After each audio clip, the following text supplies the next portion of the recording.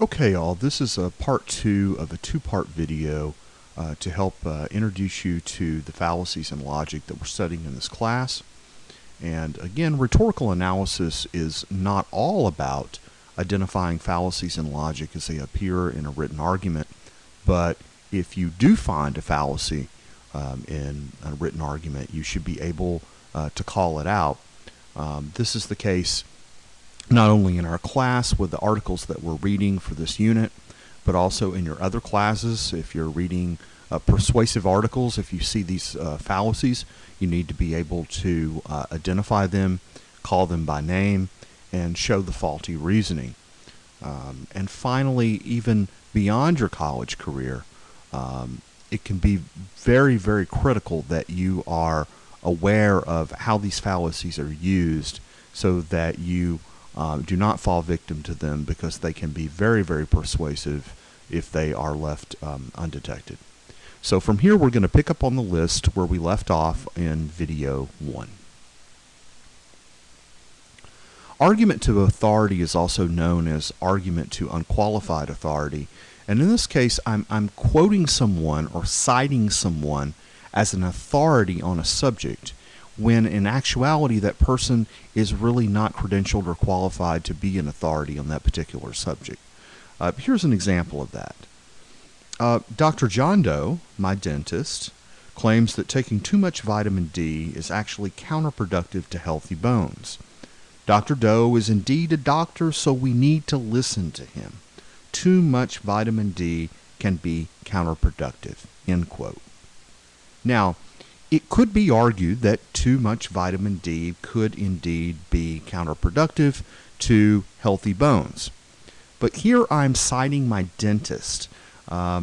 Is that really the best source, the most credible person that I could cite? Perhaps I need to go into the library's databases and find perhaps an MD, a medical doctor, not a dentist, who is arguing that this is the case. So quoting an authority who's not really an authority on the topic is not going to cut it in a good argument. And if you're doing an analysis, you need to be able to spot these. If you are writing your own argument, you certainly don't want to cite or quote or identify an authority, a source, who is not really credible on that particular subject. Next, we have begging the question, otherwise known as circular reasoning. And in its most simple form, this type of fallacy claims that a proposition is true simply because the proposition is true. In other words, the premise is the premise. There is no supporting evidence. If my best friend comes to me and says, "Hey, my girlfriend loves me," and I say, "Well, what's your proof for that?" And he said, "Well, my best friend says that my girlfriend loves me and she must be telling the truth because people don't lie to people that they love." Well, my premise is smuggled into my conclusion, and it goes round and around like a dog chasing its tail. Here's another example of this type of fallacy of circular reasoning. This is the best location for our new house because the property is superior to all the other vacant lots. If we break this down, if we deconstruct this statement, it's simply saying that this is the best location for our new house because this is the new location, or the best location for our new house. We don't really get any evidence for that. Now, maybe some good evidence for this being the best location for our new house would be that it's on higher ground and it's much less likely to flood. That can be proved with empirical evidence. But in this case, we're not getting that. We're just saying that it's true because it's true.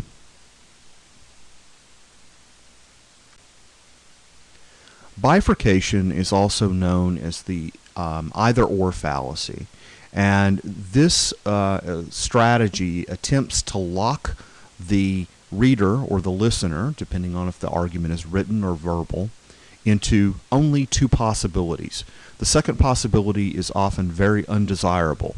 And the motive is to get the listener or the audience, the reader, to accept the first reason, which is what the author or the politician or the advertiser or the marketer or whatever it may be, the salesman, is trying to argue. So either you're with me or you're not is bifurcation. Here's another example. We can either bomb North Korea's nuclear weapons facilities, or we can sit by and do nothing. The choice is clear, end quote. Now, here we have two alternatives. We can either bomb North Korea, or we can do nothing. Well, the fallacy lies in the absence or alleged absence of alternatives. It's not either or. There are other options. We could move through the channels of diplomacy in dealing with North Korea. We could rely on the Security Council. There are any number of ways, United Nations, there are any number of ways to address this problem. But in bifurcation, we are allegedly left with only two options. Okay, our next fallacy, and this is a really common one, is post hoc ergo propter hoc, or after this, therefore because of this. Just because one event preceded another event in time does not mean that the first event caused the second event. Now, those of you that have taken psychology or some science classes may have heard the phrase, correlation does not equal causation. And that is exactly what this is. Simply because something happens before something else does not mean that first something caused the second something. Here is an example of this particular fallacy. After this bill was passed and written into law, violent crime in the city of Los Angeles dropped by 10%. As one can see, the bill is working as it was intended, end quote. Now, on the surface, this sounds very, very persuasive. One might be inclined to buy this and say, hey, this was a good bill, a good piece of legislation. Crime dropped by 10%. But what evidence do we have that this piece of legislation, this bill, actually was the reason for the drop in crime?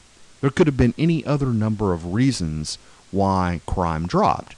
Perhaps that particular month or that particular year, the Los Angeles Police Department was enlarged. There could be any number of factors that could affect the outcome. We can't say that just because the bill was passed and then such and such happened, that it means that such and such was the result of the bill being passed.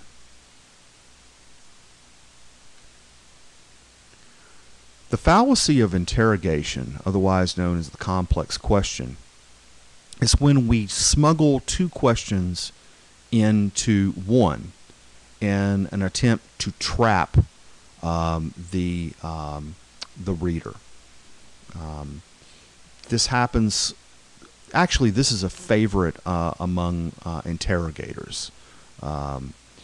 If I am dragged into the precinct by the police and the police want to interrogate me, the police might ask me the following: what exactly were you doing on 22nd Avenue at 2 o'clock in the morning 1 week ago? Now, notice the two questions that are smuggled into one. What exactly were you doing on 22nd Avenue at 2 o'clock in the morning 1 week ago? This presupposes that I really was on 22nd Avenue at 2 o'clock in the morning. But the question is levied as, why were you there? So this is a very effective interrogation method, but it is a fallacy. The first question that must be asked is, were you on 22nd Avenue at 2 o'clock in the morning 1 week ago? And if the answer is yes, then the second question that follows is, okay, great, you were there. What exactly were you doing? What was your purpose? What was your motive? This is an effective tactic for interrogators, because if you ask the question as a complex question, meaning what exactly were you doing on 22nd Avenue at 2 o'clock in the morning, the person may assume that you already know that he or she indeed was on 22nd Avenue at 2 o'clock in the morning, and you're more likely to admit it. Be very, very careful about this fallacy. It is used in many different venues, and it can be very dangerous for obvious reasons. A false analogy is a comparison between apples and oranges. Here is an example. People who must have coffee in the morning are no different than morphine addicts. Both must have their drugs to function. Now, on the surface, well, okay, we're comparing those that need their caffeine to those that need their morphine. But really, are those apples and apples or apples and oranges? Can we really compare caffeine and morphine? Sure, they are both drugs, but if we state this in the form that they are the same, of the same severity, that those that need their caffeine are no different than morphine addicts, that's a false analogy. A red herring is an avoidance tactic.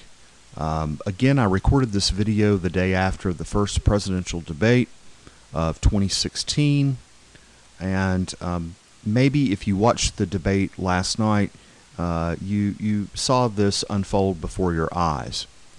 What happens is when two people are having a debate and the first person brings up something that is uncomfortable for the second may very, very carefully and cautiously try to change the subject and move the focus of argument into something that is much more comfortable for him or her to talk about.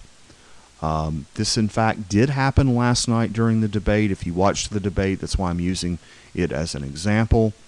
Donald Trump mentioned Hillary Clinton's emails, and she very carefully steered the argument into a different direction because of obviously this is not something that she wants to talk about. The same is true on the other side. This is not a partisan issue. Hillary Clinton was guilty of doing the same thing, as was Donald Trump. So there's no difference there. They both engaged in red herring. Here is an example of a red herring argument. Let's take John and Jane. John and Jane are having a conversation. And John says, "Jane, you are not fit for public office. You cheated on your taxes 3 years in a row." Jane replies, "I cheated on my taxes? In what way?" John says, much to Jane's surprise, "I have your comprehensive audit sheets from the Internal Revenue Service. For all 3 years, you did not report your capital gains for most of your investments." Oh no, Jane is now in trouble. Jane does not want to proceed in this line of argument. Little did she know that John has her audit sheets from the Internal Revenue Service. What Jane does is attempt to change the subject in hopes that John will take the bait.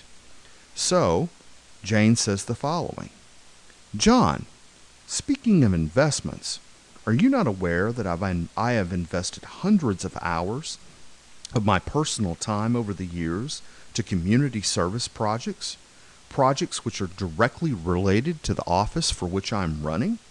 Does this not help the community?" John takes the bait. And John says, "Exactly which projects? Be precise in your answer, because voters will want to hear the truth." End quote. Jane has been successful here in a red herring tactic. John came up with evidence that she did not want to face, so she essentially, in a very sly way, changed the subject. Be very, very careful of red herring arguments. They're very common. A straw man argument is an interesting argument. This is where I state my premise or my conclusion, and then I say that the opposition would claim otherwise. But what I do then is that I state that the opposition would claim something that is pretty absurd. In other words, something that the opposition would probably never claim at all. The reason it's called a straw man is because it's so easy for me to come back and complete a counter argument. How hard is it to knock down a straw man? Well, you just give a straw man a little flick of the finger, and the straw man disintegrates into a pile of hay.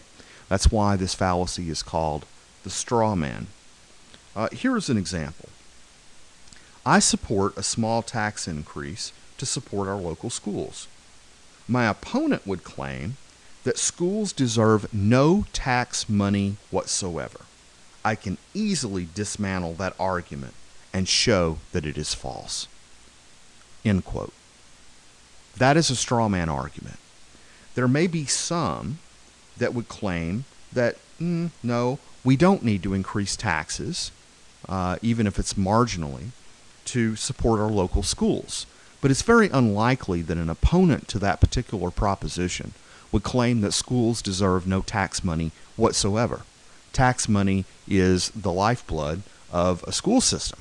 So by setting your opponent up as saying something absurd and then counter-arguing and knocking it down in order to support your own argument is a straw man, and it is a fallacy. The slippery slope argument, which is the last on our list, is also very common. I'll give you a real example from my college years. When I was an undergraduate in college, my university was located in a dry county.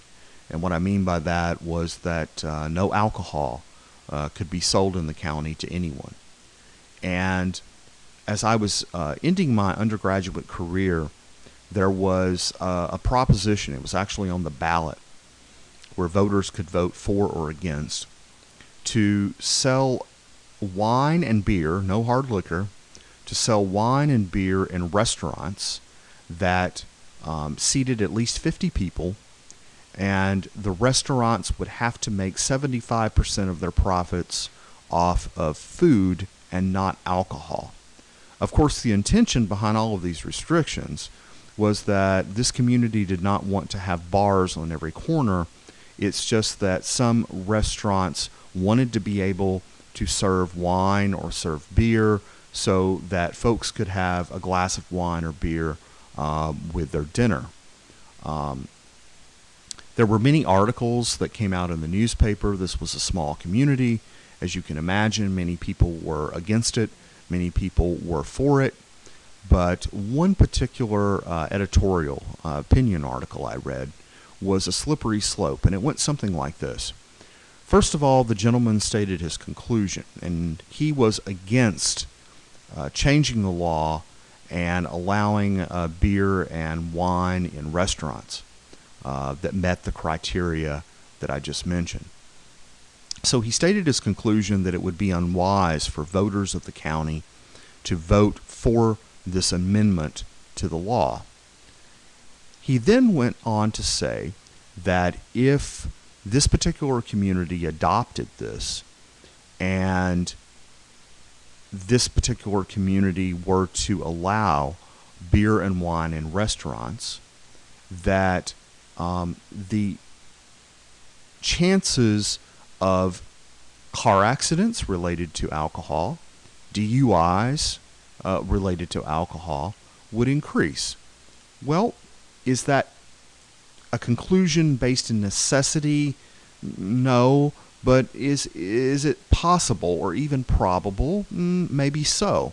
That if all of a sudden you introduce alcohol legally into a community that has never had it, that there could be an increase in people abusing the alcohol, and there could be an increase in car accidents, and there could be an increase in DUIs. However, he went on then to say that if this law were changed and alcohol were allowed in these restaurants, that more and more underage drinkers would emerge. Well, this is becoming a little bit more outrageous because, of course, these places are going to card, to use a colloquial phrase. They're going to check to make sure that people are of legal drinking age.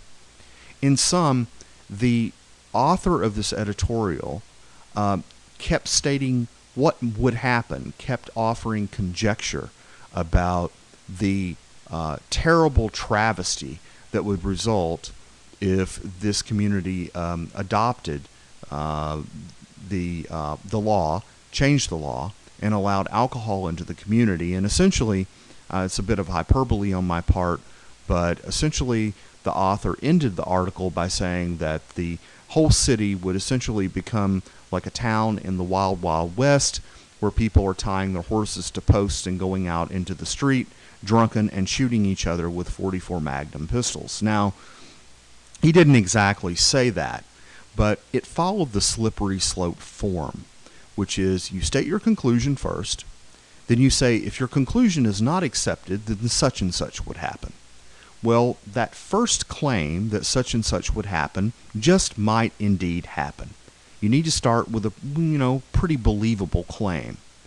But then you build this slow, slippery slope into travesty, into chaos, into a tragedy. And if your reader is not aware, or your listener is not aware, your audience is not aware of what you're doing, this can be very, very convincing. It can be very persuasive. But nonetheless, it is a fallacy, and we call it the slippery slope. Finally, one more time, let's go over why this matters. You need to know about fallacies and logic for this course. Of course, it is going to be part of your proctored exam, the bulk of your proctored exam. But I do not want any of my students to graduate from Eastern Florida State College with a degree and go out into the world and obtain jobs and listen to and read arguments every day that contain these fallacies and be hooked by them. I want you to be able to detect them, to call them out, to name them, and to state, hey, you need to give me some real evidence for your proposition. You need to give me some real support for your claim. Don't give me a fallacy and logic. I'm not buying it.